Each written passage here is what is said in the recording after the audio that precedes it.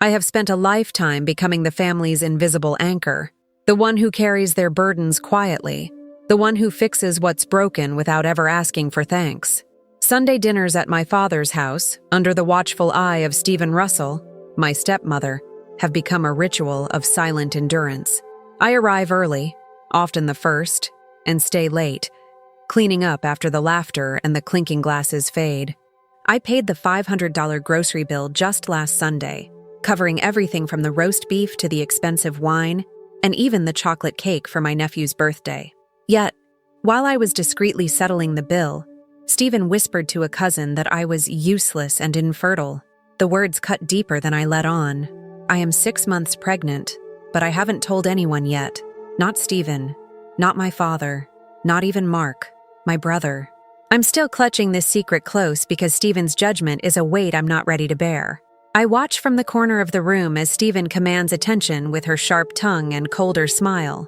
She controls the family narrative like a queen on a chessboard, moving pieces to her advantage.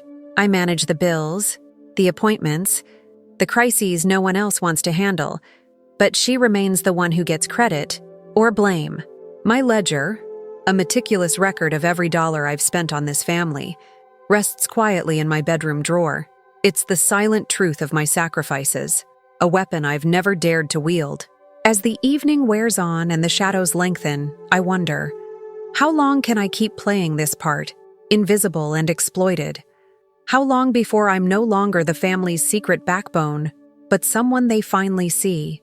The tension in the room is thick, Stephen's presence casting a long, cold shadow over everything I try to hold together.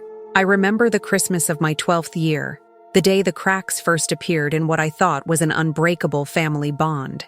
The tree was glittering, and the air smelled of pine and cinnamon, but the joy in my mother Julia's eyes was reserved for Mark, my younger brother. He unwrapped a shiny, expensive toy, while I received a threadbare sweater, the kind you find buried at the back of a thrift store bin. Julia smiled at Mark and praised him, but when it came to me, her glance was dismissive, almost pitying. That moment stung, but I swallowed the hurt, telling myself it was just a quirk of childhood favoritism. Then Stephen came into our lives, a new queen to the fractured kingdom, and everything shifted. At her first family reunion, she swept the room with a cold gaze, immediately sidelining me in favor of her own children, Lisa and Tom. I tried to ignore the sting, telling myself it was just stepmother jealousy, something I could outwork with kindness and effort. But then came the first Sunday dinner, where the words cut sharply into my heart. Stephen dismissed my career as a pediatric nurse, calling me a failure for not having children, a whisper that echoed like a verdict in my ears long after the evening ended. I remember sitting there, my hands clutching a napkin, feeling the weight of her judgment pressing down on me. Mark was praised for his new car and upcoming vacations, while I quietly paid medical bills for Dad's heart attack without a word of thanks. The unfairness was glaring, but I smiled and absorbed the insults like armor. I wasn't weak, I was surviving. My compliance was a shield, not a surrender. These memories are etched deep, the roots of a family dysfunction that's shaped every interaction since, setting the stage for the struggles I face today. Now, in my 40s, I carry the weight of 15 years of silent sacrifice. I've paid $50,000 toward Mark's college tuition, covered $30,000 for Lisa's extravagant wedding, and over $70,000 for my father's medical bills after his heart attack. These numbers aren't just figures, they're pieces of my life, taken from my nursing salary and savings, from vacations I skipped and unpaid leaves I took to care for the people who never thanked me. Eric, my husband, is my rock through it all. Calm, practical, always reminding me I deserve recognition beyond the family's approval. He's the only one who knows about my secret ledger, a detailed account of every dollar I've spent or lent, complete with receipts and dates, proving the narrative Stephen tries to spin wrong. Yet, despite my efforts, the family credits Stephen for holding things together, while I remain the invisible engine driving the household. The manipulation is subtle but relentless, and Stephen thrives on controlling how the story is told, casting me as the scapegoat, the one who does nothing. The annual family reunion was supposed to be just another gathering, but it turned into the night I first felt truly exposed. I arrived quietly, my pregnancy still a secret I wasn't ready to share, hoping to slip through the crowd unnoticed. Instead, Stephen's voice cut through the chatter like a knife. "Pamela can't have kids. Something's wrong with her." The room fell into an eerie silence. My stomach twisted into knots. I felt every pair of eyes burning into me, the shock like a physical weight settling on my shoulders. Sarah, my cousin, looked away, uncomfortable, and Mark laughed nervously, as if to deflect the tension. Eric squeezed my hand under the table, a silent gesture of solidarity that kept me grounded. Inside, a storm of shock and pain raged, but I held it back, refusing to let tears betray me. Why now? In front of everyone. That night, alone. I told myself Stephen's cruelty was born of jealousy and insecurity, but a small, unwelcome doubt crept in. Was there truth in her words? I pushed it away, but the humiliation left a mark deeper than I expected. The moment I dared to push back, Stephen struck back harder. That following Sunday dinner was colder. The warmth I once sought replaced by a biting chill that seeped into every corner of the room. Before anyone even sat down, I caught the smirks exchanged between Stephen and Lisa, her daughter, the gleam of calculated mischief unmistakable. Stephen's eyes locked on mine when I entered, sharp and accusing, as if daring me to challenge her. The air was thick with unspoken tension. As the evening unfolded, Stephen began her campaign in earnest, weaving venomous threads of doubt and accusation into casual conversations. Around the table, she whispered to relatives that I was manipulative and ungrateful, painting me as the family's villain. Lisa was her eager accomplice, darting between guests to spread rumors that I was stealing money and trying to control the family. Each whisper was a shard of glass in my chest. When I gathered the courage to confront her, to speak up about the financial contributions I'd quietly shouldered, Stephen gaslighted me in front of everyone. "Pamela's making things up again," she sneered, voice loud enough for the room to hear. My protests were cut off mid-sentence, dismissed as delusions or attempts to stir trouble. Mark, ever loyal to Stephen, crossed his arms and warned me to stop causing drama, his words a slap that echoed the years of being sidelined. Even distant cousins and family friends nodded, their eyes drifting away from me, as if I were a problem to be ignored. The isolation was suffocating. The emotional labor I'd borne for so long was now weaponized against me, twisting my sacrifices into evidence of my supposed selfishness. My heart thudded painfully against my ribs, but my jaw clenched tight. I refused to crumble. Somewhere beneath the sting of betrayal, a quiet rage began to simmer, an ember refusing to die. I would find a way to fight back, even if it meant navigating this labyrinth of lies alone. Determined to break through the wall of hostility, I arranged a family mediation, inviting my cousin Sarah to act as a neutral party. We gathered around the dining table, the same setting that had become a battleground so often before. I laid out my financial records, meticulously kept ledgers, receipts, and notes, hoping facts could pierce the fog of deception. "I've kept detailed records showing how much I've contributed over the years," I said calmly, voice steady despite the knot in my stomach. "I want us to acknowledge this so we can move forward." For a fleeting moment, I thought maybe, just maybe, the truth would prevail. But Stephen, with her practiced mask of innocence, feigned surprise and then twisted the narrative. "Pamela's always been selfish," she declared, her voice smooth but venomous, trying to rewrite history to suit herself.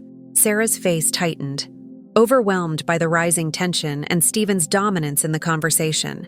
My carefully presented facts were dismissed as petty and irrelevant, like scraps of paper beneath their contempt.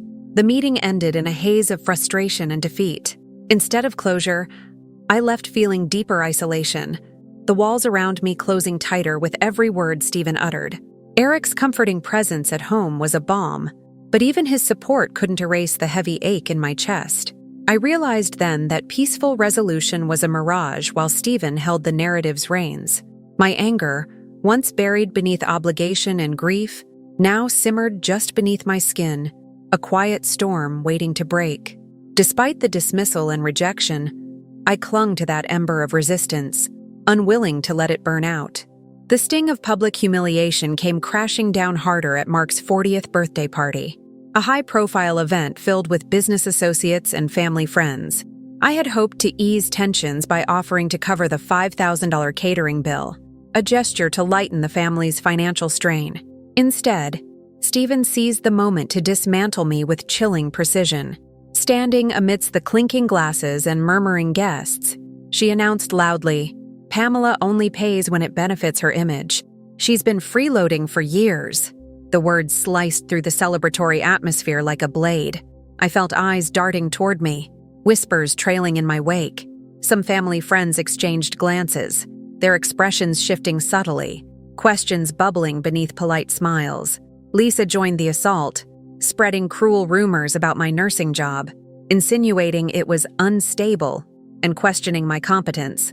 The humiliation was palpable, a heavy weight pressing down on me as generosity was twisted into a weapon against my character. Eric confronted Stephen privately, his voice firm but calm, demanding an explanation. She dismissed him with a cold, unreadable glance, as if our presence was an irritation to be brushed aside.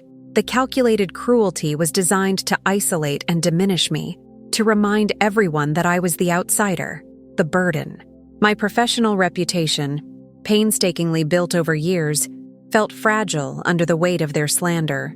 The pain was acute, burning deep inside, but beneath it all, the ember of my resistance glowed stronger.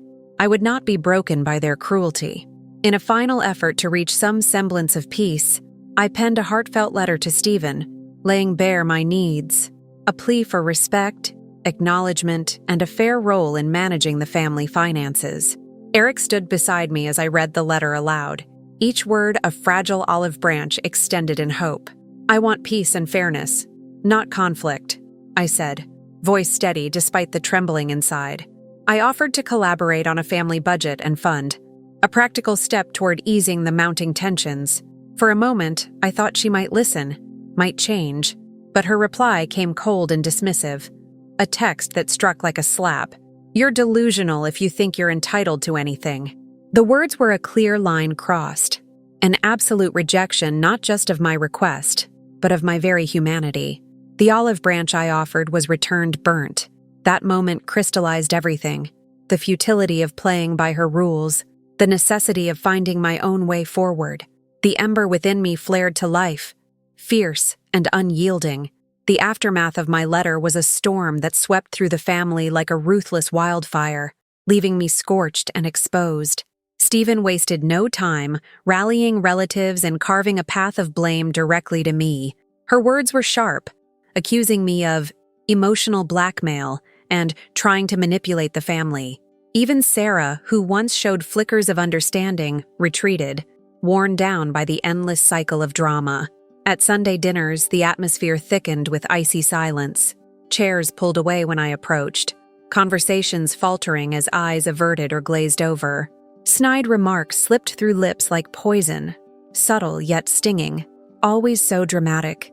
Can't she just let it go? I felt the walls close tighter with every passing moment. Doubt gnawed at me relentlessly.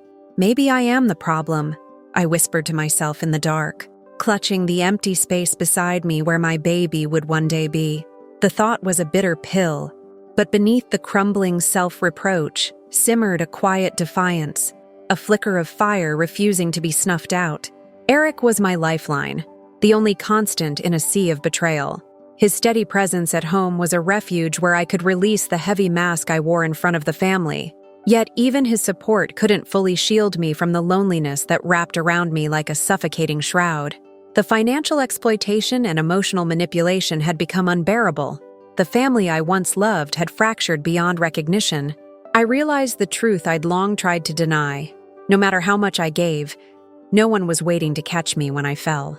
Stephen's cruel mastery of the narrative left me invisible once again, reduced to a scapegoat in a story I no longer controlled. The ache was physical, a raw wound in my chest that throbbed with every slight glance and whispered insult at the dinner table. Still, as the night gave way to silence, the faint light of hope flickered in the corners of my mind. I was beaten down, yes, but not defeated. Somewhere deep inside, the ember of my spirit refused to die. The next Sunday dinner was a crucible, a moment seared into my memory with brutal clarity. Stephen's words cut through the room like a blade, cold and merciless. "You're lying about your pregnancy," she spat, mocking the subtle swell of my 6-month belly with a cruel smirk. The room froze. Gasps echoed like gunshots, and the hum of whispers rippled through our gathered family. Eric's jaw clenched, his eyes hardening with fury beside me. I stood stunned, the shock paralyzing, as my father, a usually silent presence, looked away, ashamed to meet my gaze. Tears welled, blurring the faces around me, but my mind fractured open to a new clarity. The humiliation was a rupture deep and raw, a betrayal so profound it shattered the fragile shell I'd built around myself. In that searing moment, a line was crossed. The girl who had bent and bowed, who had smiled through the pain and swallowed insult after insult, cracked open. Rage surged up, fierce and unyielding, and with it came a cold clarity I had never known. Enough, I told myself silently. I will never let her erase me again. The power dynamic shifted that night. No longer the victim, I stepped into a role I had never dared before, that of a warrior demanding justice and respect. The family bore witness to a transformation. The invisible girl was gone, replaced by a woman ready to fight for her truth. In the solitude of my home, the storm inside me raged unchecked. I replayed every slight, every whispered lie, every betrayal etched into the years like scars on my skin. The financial contributions I'd made, the bills I'd paid, the sacrifices no one acknowledged, all of it rose up in a tide of fury that burned away the exhaustion and self-doubt. Sitting at the kitchen table, I pulled out the ledger I'd kept hidden for so long. Pages of receipts, bank statements, notes chronicling every dollar I'd poured into the family's survival without credit or thanks. Each line was a testament to my invisible labor. Proof of the truth I refused to let be erased.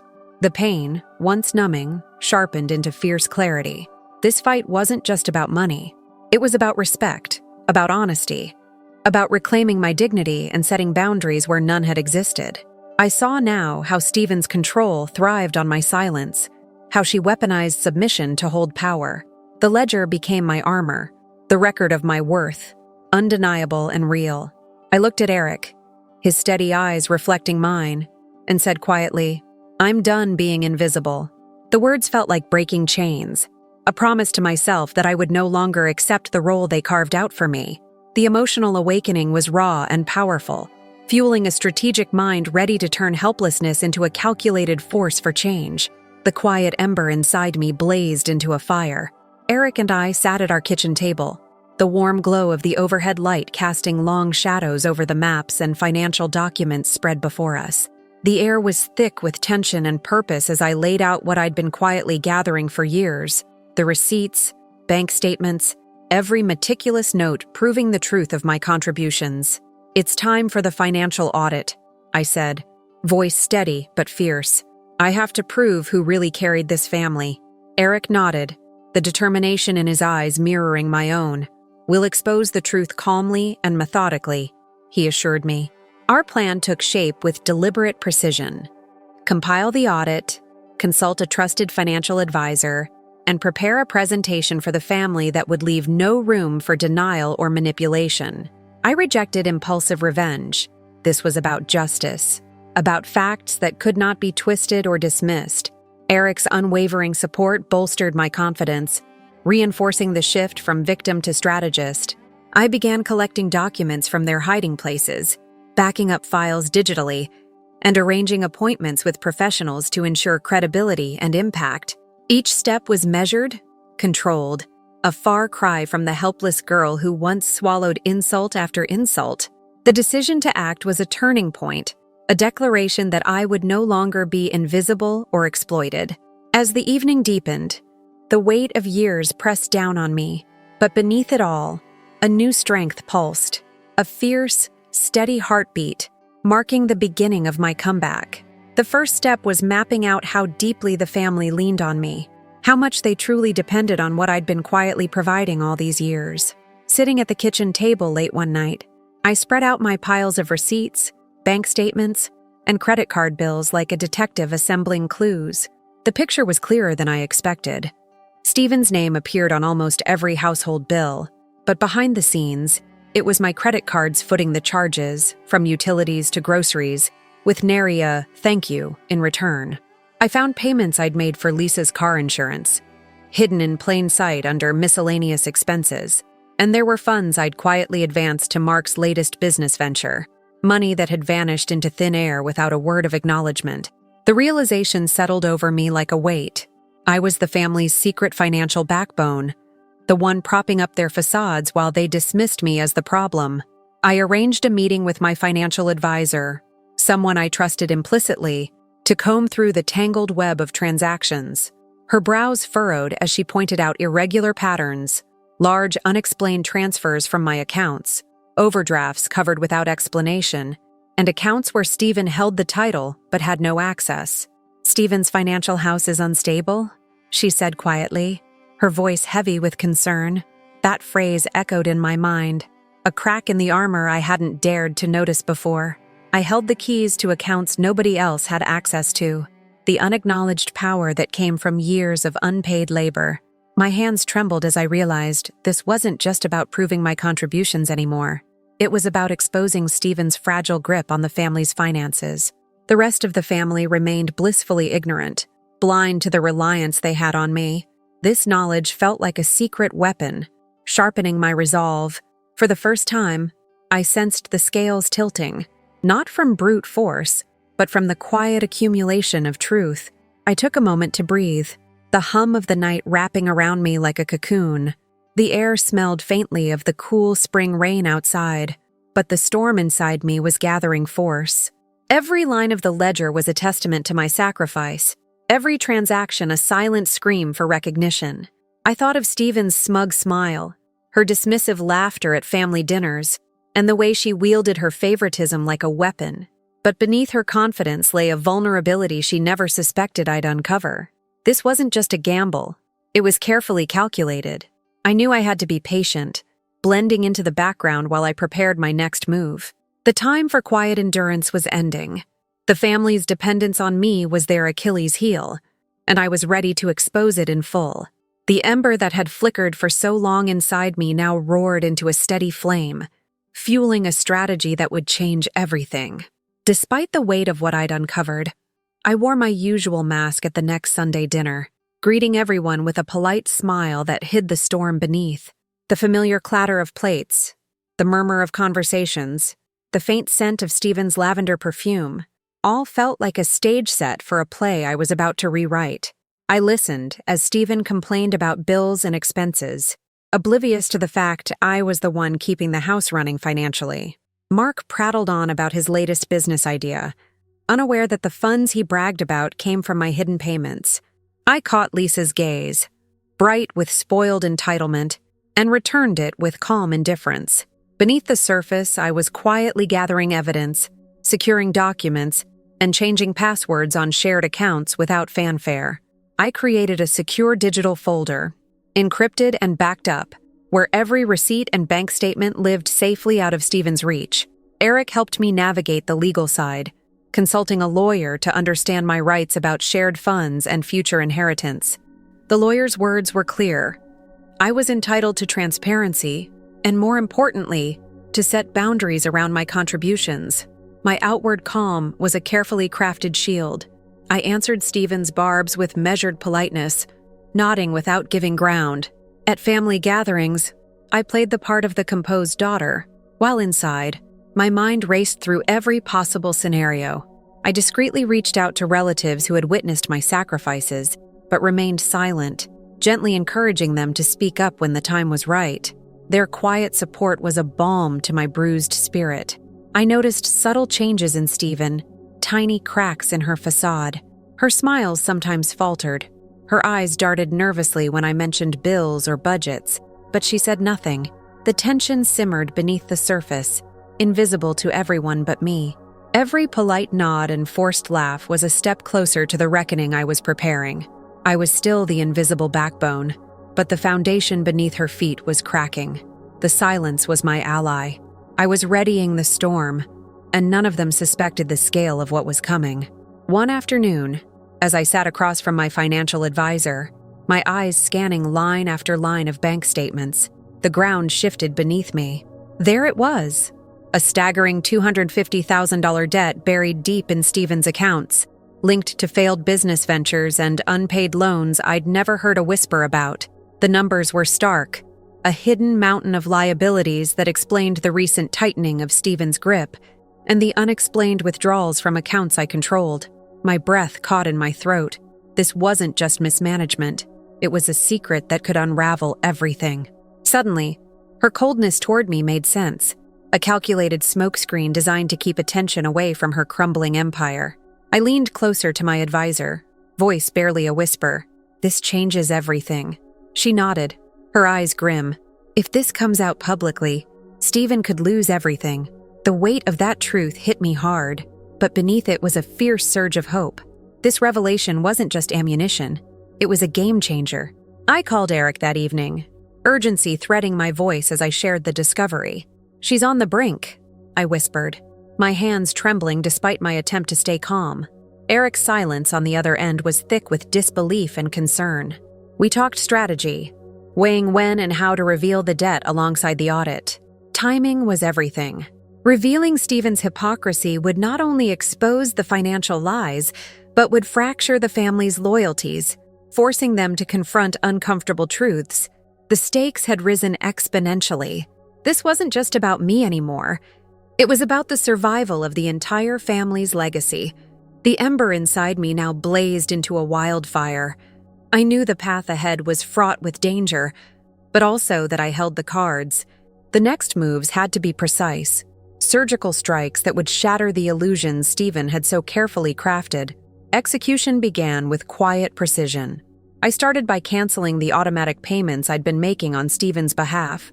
Utilities, credit cards, even her car insurance.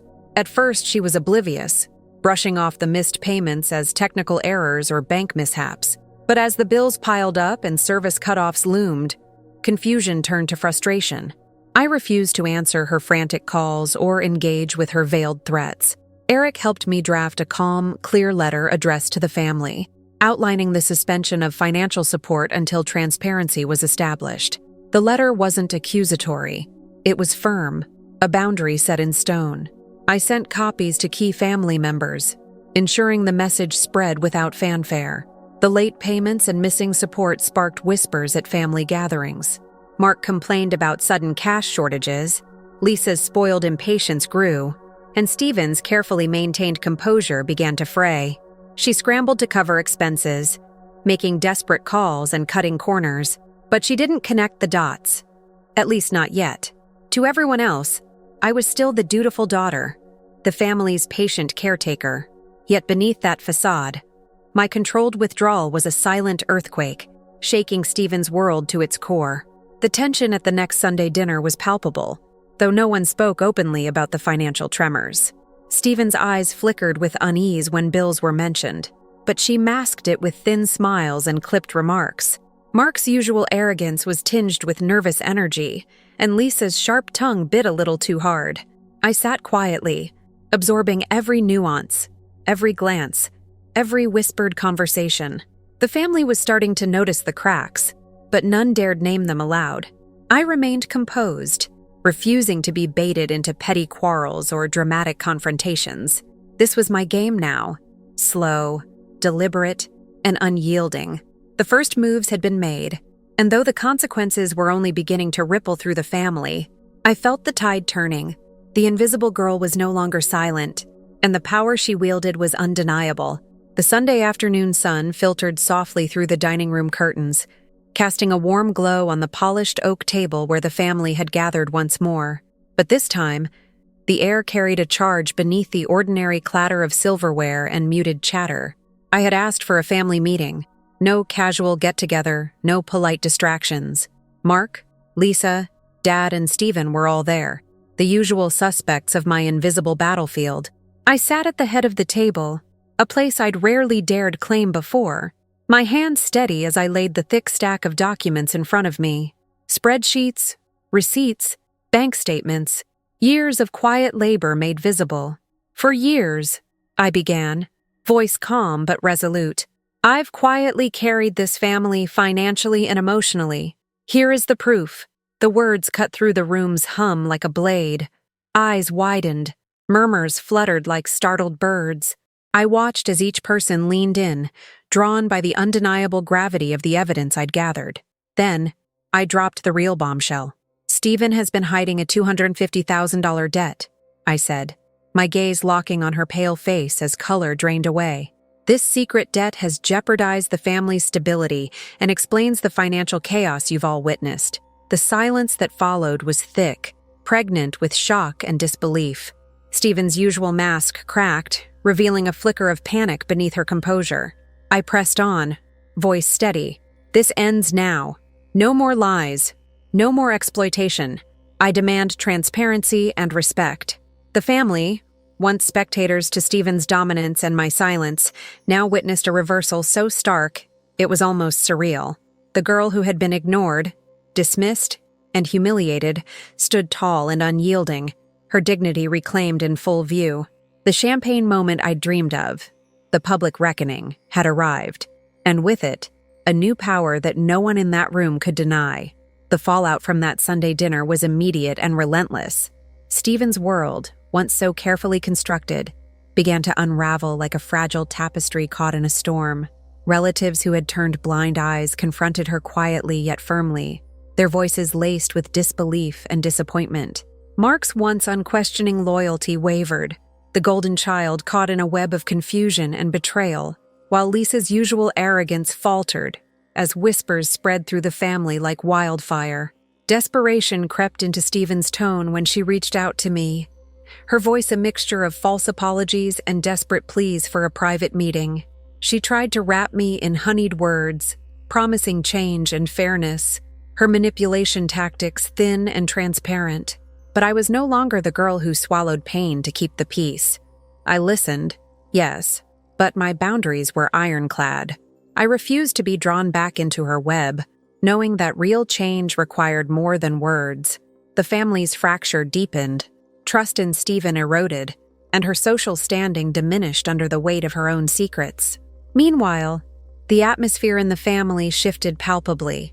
Recognition of my true value began to replace old patterns of dismissal, and Stephen's grip on the family's narrative slipped further from her control.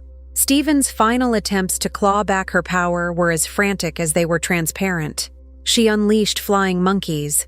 Relatives and acquaintances enlisted to whisper doubts and spread rumors about me, painting me as the villain who engineered the financial audit to destroy the family. Threats of legal action hung in the air, along with veiled intimidations meant to silence witnesses and allies. But I was no longer vulnerable to fear or manipulation. Armed with legal counsel and Eric's steady support, I countered every move with calm precision. I documented each threat, each attempt at coercion, and remained composed even as her campaign of misinformation swirled around me. Stephen's isolation grew with every failed ploy. Relatives who once feared her now turned away, unwilling to be dragged into her drama. Her once formidable control dissolved spectacularly, leaving her a pariah in the very family she had sought to dominate. Watching her fall so completely was bittersweet, a testament to the destructive cost of toxic control and the quiet but unyielding power of truth. Months later, I sat at a Sunday dinner quite unlike any before. It was a simple gathering, Eric at my side, surrounded by a small circle of relatives who had chosen respect and honesty over old grudges. The atmosphere was warm and genuine, devoid of the tension that had once hung like a dark cloud over every family event. I had established clear financial boundaries. My generosity remained, but exploitation was no longer tolerated. The family acknowledged my sacrifices openly, their voices no longer laced with entitlement or dismissal. Stephen had retreated into isolation, forced to face creditors and rebuild away from the family core she had tried to control. As I looked around the table, a quiet peace settled over me. I had never wanted to break the family. I had just wanted to be seen, respected, and valued. Eric and I had grown closer through the trials, our partnership strengthened by shared strength and understanding. Now, I plan to use my financial skills not to prop up others' illusions, but to invest in my own future, a future free from toxic shadows. I smiled softly, the weight of years lifting from my shoulders. Finally, I was free to live with dignity, hope, and the power to rewrite my own story.